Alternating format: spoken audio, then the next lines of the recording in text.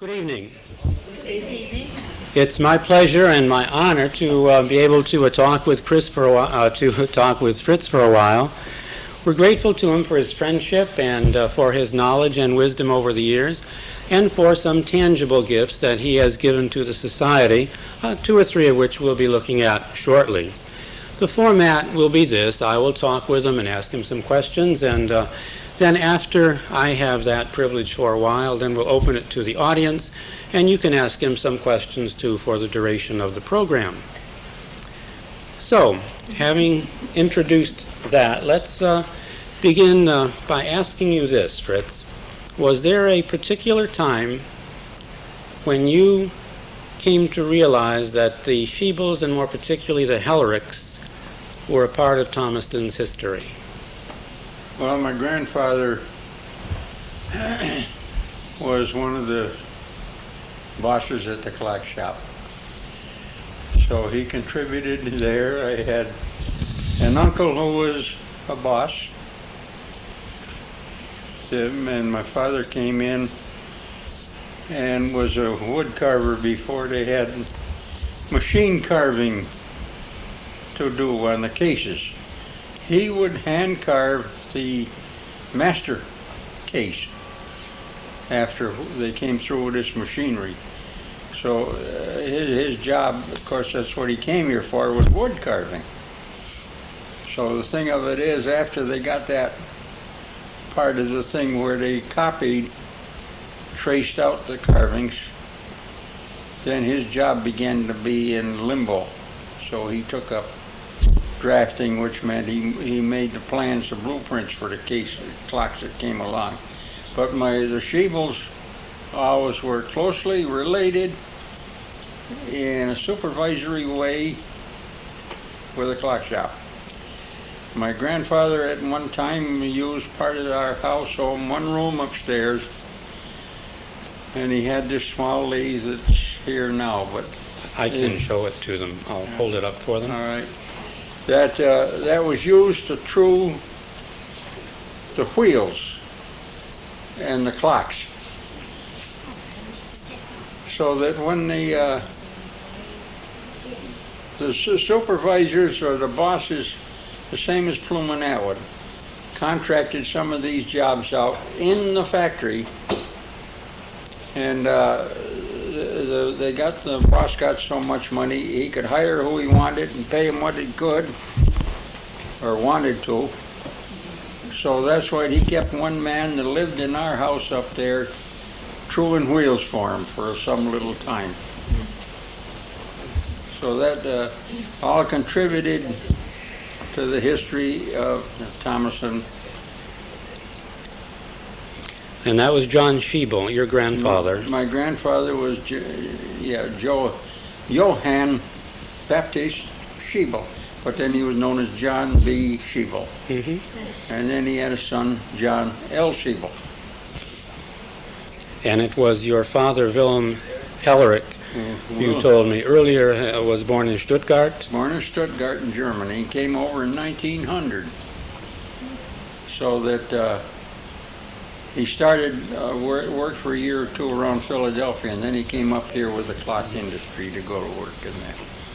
And your mother was Elizabeth Schiebel. Elizabeth Schiebel, that's right. Now, your grandfather built the house at 230 Litchfield Street in 1871. 1871. John Schiebel built the house. Elizabeth Schiebel was born there, and so were you. Yeah, she was born in 1888 there. I was in 1908. And our daughter Elizabeth, 1938. 1888, 1908, 1938. Yeah. And you told me... Timed well, that's all I can say. And you had told me earlier that all three of you, your mother, and your daughter Elizabeth, were born in the same room? Same room, yeah. Same room. Same room, same house, 230 Litchfield Street. Now, when you were 9 years old, the United States declared war on Germany, and First World War began. Do you have any memories of the First World War here in Thomaston? Not a great deal, except that the German people with German descent that is more recently German descent, were not treated too well. They were the same as the Japanese were in World War II, a good deal. So you had to be pretty careful as to what you said or did. But the Sheebles had been here long enough, so they weren't concerned with that so much. My father had to be pretty careful. Since it was 1900 he came over. And his father came from Germany to visit him just before America entered World War I. But he got back to Germany before it started, really. The war was declared in April of 1917, and in preparing for the interview, I came across something in our collection that is appropriate to tonight's program. It's a voter list from 1913, 14, 15, and 16. There were 6 elections in that period, including the November 1916 presidential election. Of course, only men were voting then. But in those several elections, the voter list is, of course, a handwritten list. In the elections of 1913 through 16, the half dozen that were held then, here is your father, William G. Hellerich, and he voted in every one of the 6 elections. Now, among the things that you have given to the society is a typewriter. Can you tell us the story of that typewriter? Well, there isn't too much to tell except it was a Christmas present back when I was probably 8, 9 years old. It was a hunt and pick method. That's the beginning of the hunt and pick system of typewriting. And there was a ribbon that went through there. It took time, but at least sometimes you could read. But I have to admit that a good many people who were accountants or secretaries or whatever at that time, you couldn't want for better penmanship than what they had. They were great. We've got records in here in the books. Plum Atwood sent over, and it was all handwritten, the ledgers and what they paid to help and everything else. And it's beautiful.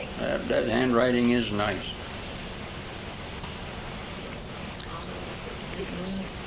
The Sheeble Hellerich House now at 230 Litchfield, when you were a youngster, did it have electricity?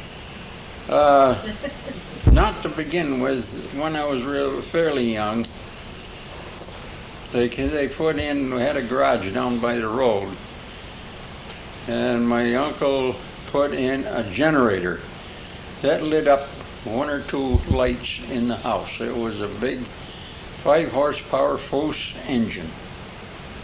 And when that got going and they would run that, they would get up, and we had the storage batteries so that you could store up enough to carry you through the essential part of the night anyway. And then later on the other power came through, but that was the main thing for electricity at the time, was that generator.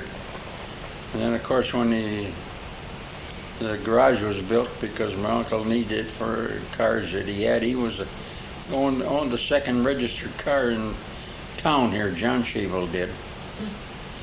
And way back at that time, and that was an old 1903 Rio.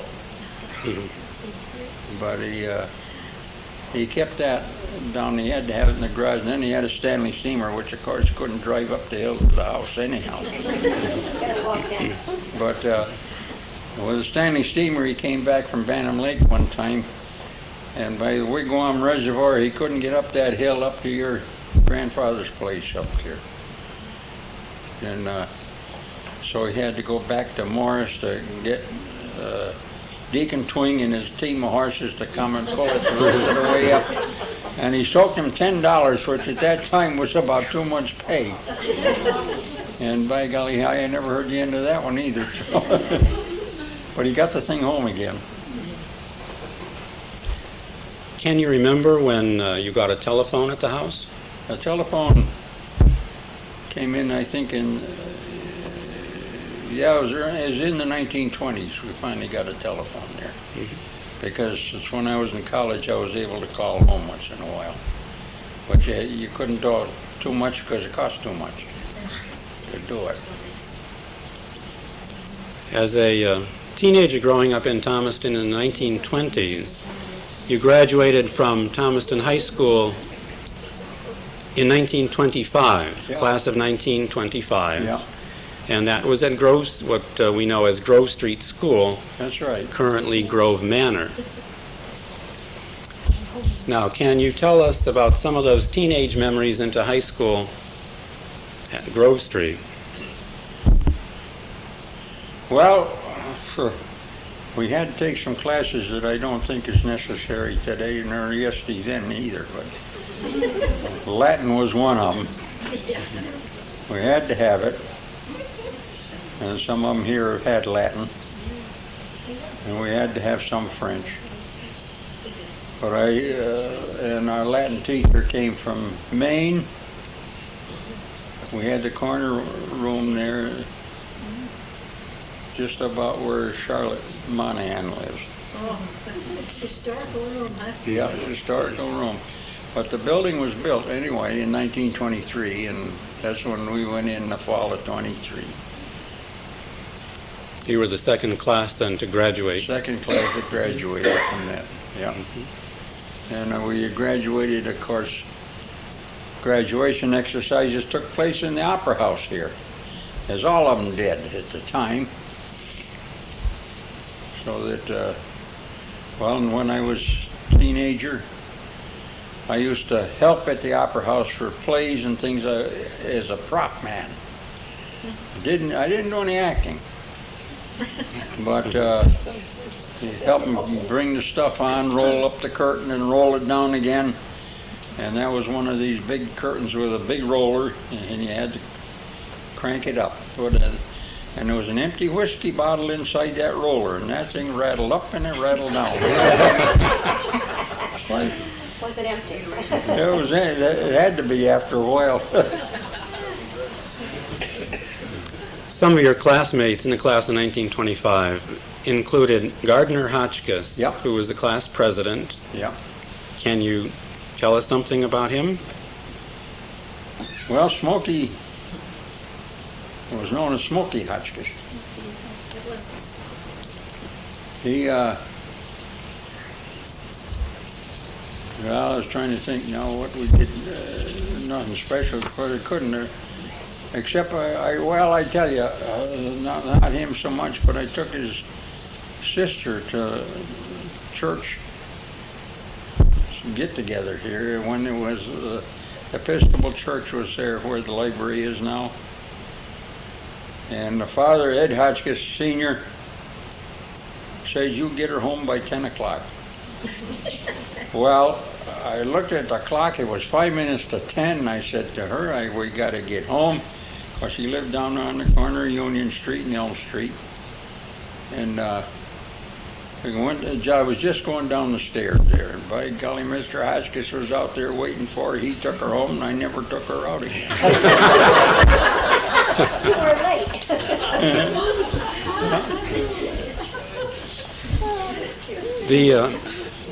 The yearbook, the class yearbook, the OWL, was introduced in 1922. That was the first. We have a display of yearbooks down in the corridor outside of the zoning tax office, if you'd like to look at them in passing. But the OWL for 1925, we do have a copy of the yearbook here, 1925, and it was customary that year at least to have a poem as the caption for each senior's photograph. And I asked about Gardner Hotchkiss, the class president, because his caption intrigued me. "Chic, he's called, and with good reason, a lady killer in every season. Summer, winter, rain, or shine, he has for each a different line." That's right. By golly, that was right.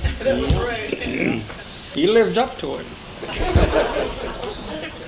And the poem for Frederick Lewis Hellerich reads, Fritz, a mighty man is he, although he has no chestnut tree, his breadth and brawn and muscles pithy rank him on par with the famous Smithy.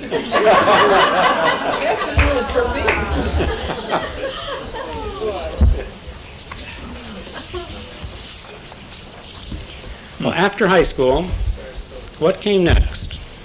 College. I worked that summer. I earned some money to go to college. There's one thing when, at that time, we could get into Storrs Agricultural College if you were ranked in the first third of your class. There was no problem. They take you right away. And I happened to be in the first third. I was the last of that third, but I was there. So I made it, yeah. And we had no transportation, but it cost $500 a year to go to college, included everything. But I worked that summer at Whittlesey's farm at Bantam Lake to earn some money.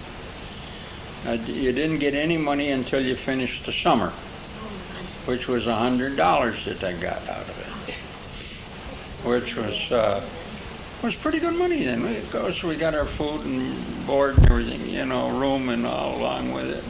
Had the use of the rowboat and the canoes at the lake and everything. It was kind of nice. And then I'd never been away from home before.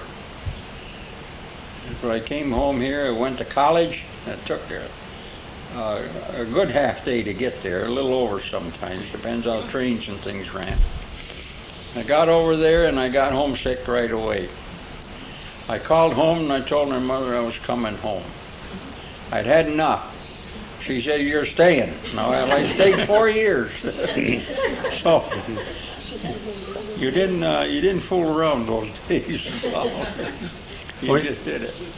When you said you earned $100 for the summer, it was customary again for advertisers to contribute to the Owl. And the Park Hotel, in this 1925 edition, the Park Hotel advertised special Sunday dinners.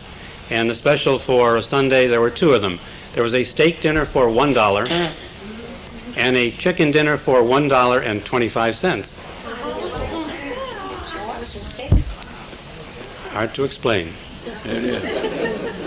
But when you stop and think, the cost of going to college then, at $500, and what it is today, Jiminy Christmas, that's a big difference. That certainly is. A big difference, and it was interesting. But then I was able to work all the time over there, and I earned pretty good all through the 4 years I was there. I did all right. Huh? You said you had all the ice cream you wanted. Oh yeah, I worked in a dairy, so I was 2 years anyway. I was ice cream maker, and the highest paid student in the college. I got 45 cents an hour. 45 cents an hour plus ice cream. Oh yeah, ice cream, chocolate milk, anything you wanted that way you could have. Now, let me ask, since Eva just mentioned the ice cream, where did you meet Eva? Well, we were both in the Grange at the time, in the 30s, early 30s. So that was a good place to meet people. And her father, of course, was a truck farmer, which meant that he went to some Farm Bureau demonstrations and things. And I was a milk tester at the time, so I went to a lot of these demonstrations and things. So I would see these different people there at the same time. But mainly it was through the Grange is where I met her. You were employed and out of college then? I was out of college then in 1929 when I graduated. I worked for the feed store over here for Buell, Taunton Thomas and Feed, co-op at the time. And then till September. Then I went to work for Henry Trumbull first part of the year, a brother of Governor Trumbull at the time in Plainville. And then I went to work for Senator McLean up in Simsbury until I got the job as a milk tester, and I lasted 11 years on that. I got $3.50 a day, my room and board, and I stayed 11 years. And 7 days a week work. During the Depression, that was pretty good. And you were married, and you have 4 children, is it? 5 children? Yeah. 4 girls and 1 boy. Yeah. 4 girls and 1 boy. Yeah. Bill is here. Yeah. 10 grandchildren, 5 great-grandchildren now. You said that you worked during the Depression. Apparently you had steady employment during the Depression. You bet I did. Can you tell us your thoughts, your memories of Thomaston during the Depression? Well, there was a lot of unemployment, sure. But Seth Thomas clocks and the mill, both of them, tried to keep on the help as much as possible, even if they had to cut back a little bit on wages or time spent, but they tried to keep all their help going, which was good. But then, you see, during the Depression, it was about the time that the unions started to come into Seth Thomas clock. And from then on, I don't think it was quite as good anymore. It's a general thing. In 1941, the United States went to war again. Yeah. Can you remember when you heard of Pearl Harbor? Yeah, I was working at the Cooperative Dairy in Waterbury at the time when it happened. So I thought that I'd stay there, but instead I went to work for the Extension Service as a dairy specialist, and that put me then as on the faculty of the University of Connecticut, working for the Extension Service. As long as I worked there, I was on the faculty. That's field work. Your memories of Thomaston during the Second World War. Mm-hmm. Well, I know everybody worked hard. That's about the main thing you could think of. I was trying to think. I can't really say too much now on it because I can't remember that much, or figure it out just what's what on Thomaston. Except that there was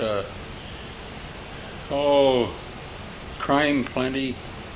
Taft Ryan gave me a pistol permit because I was out nights for meetings and things. There was no problem to get that either because there was crime no matter where you went. Taft Ryan was the police chief, of course. Taft Ryan was the police chief, yeah.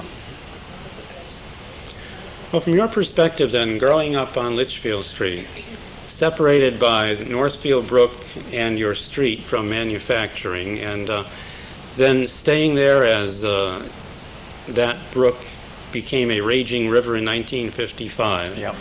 was later essentially the route of 254 as we know it. Yep. So you have seen so many changes almost from your doorstep. Yeah.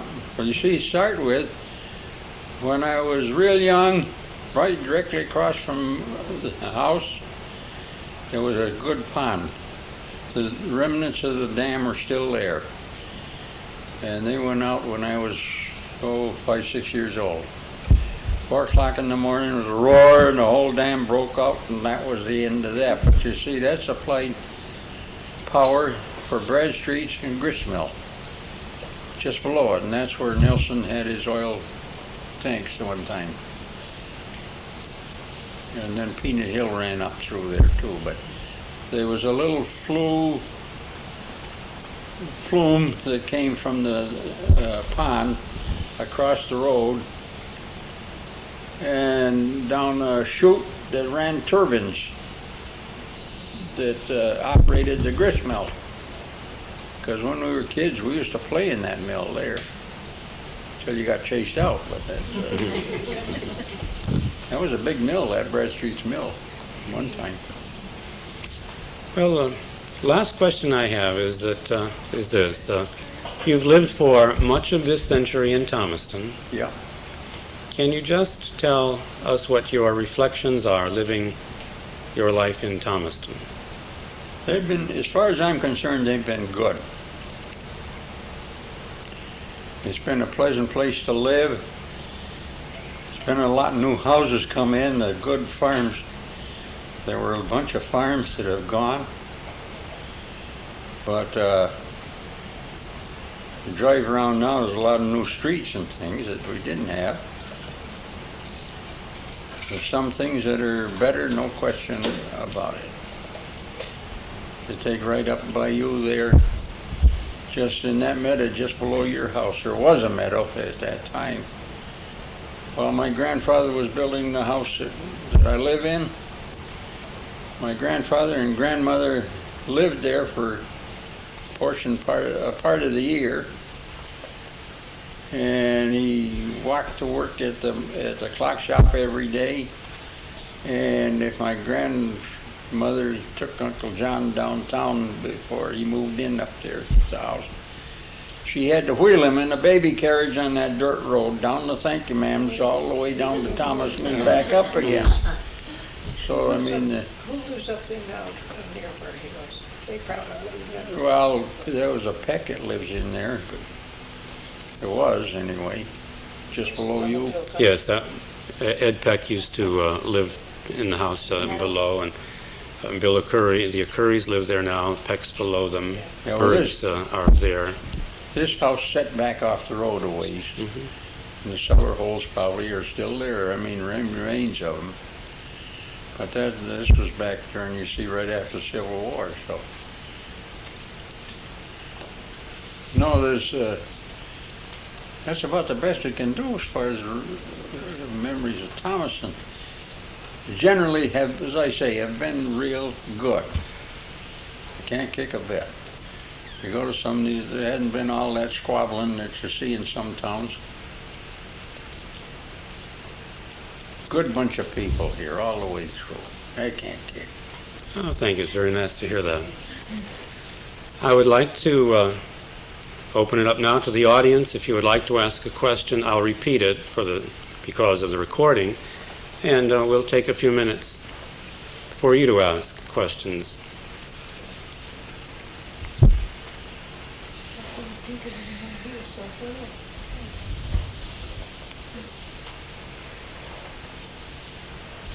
Maybe I can add a little bit to that. I was born not too long after Fred, not on the same street though, but I was born up in Hickory Hill. And my father, my brother, who was only 3 years older than I am, or younger than I am, was born in the house that my folks had bought in around 14 or 15. No, yeah. Well, the house was bought 14. He bought the land where Willie's house is earlier. Yeah. And then he bought the house that we lived in from 1915 on until I sold it in 1980. And it's only a few houses up from where Fred lived. But we used to have quite a Sunday gathering. Mm-hmm. In the grove up and back there? The kids on Litchfield Street at that time, we would meet every Sunday, and we would go for hikes. Well, this would be, we were school age, including, he was the oldest of us all, I think. And we would go on hikes all over, up to Nystrom's Pond.